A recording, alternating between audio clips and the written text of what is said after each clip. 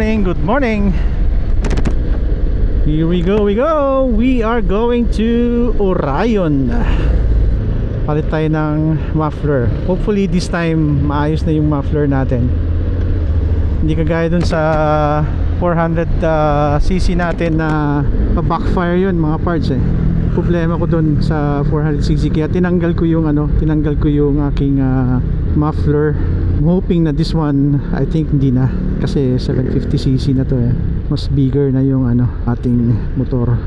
Anyways, yan. So kaya tayo magpapalit para at least rinig lang natin yung ganun, para at least meron lang siyang sounds na hindi masyado maingay. Kasi itong ilalagay natin mga parts is ma-bass to eh. Bass sound to eh. So mas maganda siya compared dun sa last time natin. Pero nagsisisi din ako na binigay ko yung aking extra na binenta ko yung isa kong Akrapovic na muffler, tapos yung Yoshimura ko, yun ang nagsisi ako kasi mas maganda ang tunog ng Yoshimura eh, lalo sa mga big cc. So mas buo kasi siya compared sa Akra kasi maganda lang siya pag pinakalkal mo pa, pinatanggalan mo ng silencer. Ito, tanggalin natin yung silencer, pero meron siyang included na silencer pero hindi natin ilalagay. The last times na gastos ko is 2,000 plus eh. Nagsisi ako kasi yung isa kong Yoshimura na gagamitin dapat sa exciting ko, binigay ko na lang sa nabentahan ko. Sayang yun, naginayang ako. Hindi ko lang na-realize na maganda pala yun. So I bought another Yoshimura, and this time hindi siya original mga parts I'm telling you, hindi siya original. So parang siyang mga binibenta ni Red Exhaust, mga imitation lang siya, pero maganda tunog. Kasi to be honest, maganda naman sana talaga ang original, pero wala tayong pambili parts eh. That's around 70,000 to 80,000 pag complete set pa yung kukunin mo. Kaya medyo alanganin ako. Dami ko nakikita naka-XIDV na parang ginagawa lang talaga nilang scooter na regular. Sana walang tao kasi maraming tao lagi yan pag araw-araw eh.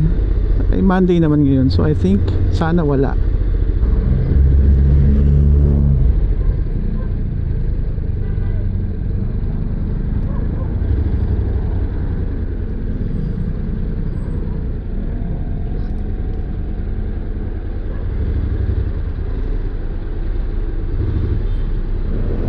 Meron ako ipapakabit, baka kasi meron na dadagdagan na lang natin. Wala siyang kasama ng pipe. Meron siyang parang may kasamang pipe. Silencer yan? Wag na. Meron pa isa sa loob. Meron pa yan. Alam ko meron pa yung isa eh. Ano yan? Ha? Sukan lang yan. Sige, lagyan nyo na lang. Anong ilalagay nyo dyan? Yung parang yung karuktong para at least hindi siya sisingaw, no? Kasi ito pag latang ito, hindi mo siya may re-recta. Oo. Buti na lang pumunta ko rito. Sana maganda oh. Ito oh.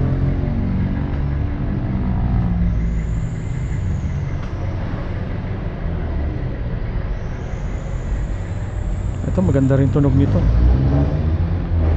Orion.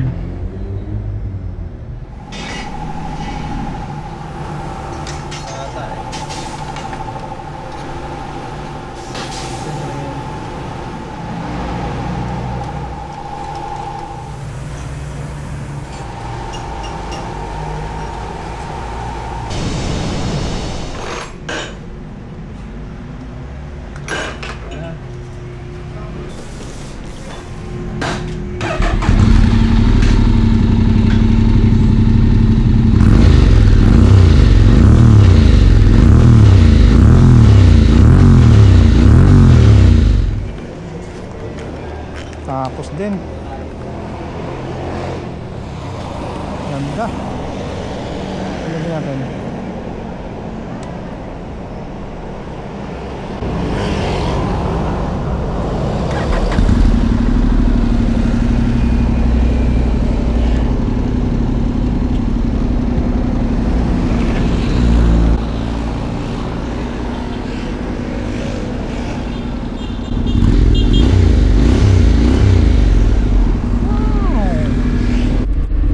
Nice ha, the tunog is so nice. Lutong. Kahit hindi siya original mga parts, maganda siya. Sabi nga ng mga taga Orion talaga. Sabi nga ng taga Orion, sir, kahit yung mga original ganun din ang tunog eh. Kahit yung gawa namin ganun pareho lang tunog eh. So, yun ang nasa isip ko na paano ba ginagawa ang tambucho. Gaano ba kakomplikado para bakit siya ganun kamahal. Diba? Bakit siya presyohan ng ganun ka 70,000, 80,000, minsan 100,000 pa yung iba. Kung yung tunog, kaya namang gayahin. Tunog lang naman yung binabayaran mo dun, at saka stainless eh. At saka pwede namang pagawa ka ng ng titanium kung gusto mo. Option mo naman yun. So ang nabayaran natin mga parts, 3,500. Gusto ko na yung tunog niya, masyado na siyang buo. Hindi siya talaga kaya ko pinili talaga tong exhaust na to, itong Yoshimura. Iba talaga eh, lahat ng Yoshimura na naringgan ko, buo yung tunog, hindi siya makalat. I don't know kung siguro baka may na hindi lang ako nakita na na exhaust na Yoshimura na hindi ganun kabuo. So sa aking experience ngayon, maganda yung tunog. Ganda ng tunog.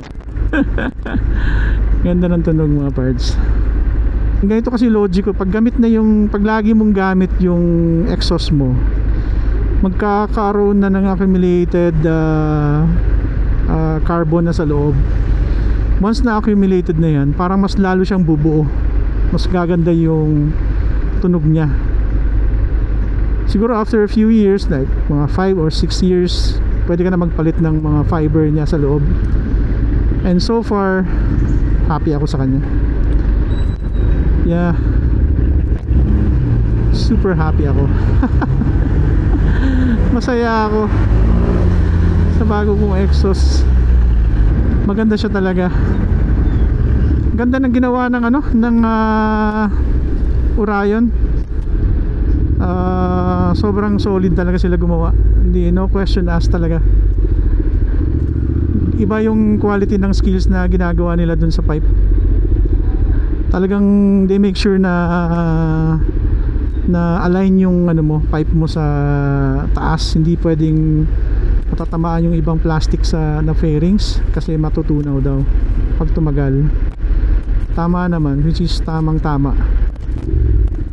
So ayun.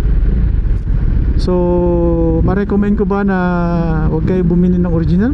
Well, nasa inyo naman yan. If you have the budget, go for it, di ba? Siyempre iba pa rin yung original, pwede may pagyabang yun eh. Ang problema lang kasi dyan, kahit original yung original yung pipe mo, pag binenta mo na kasi parts, hindi na kasi ganun kasing mahal. Yun ang problema dun. So ganun din. Ganda ng tunog, grabe. Always remember mga parts, stay safe, ride safe always. God bless, bye.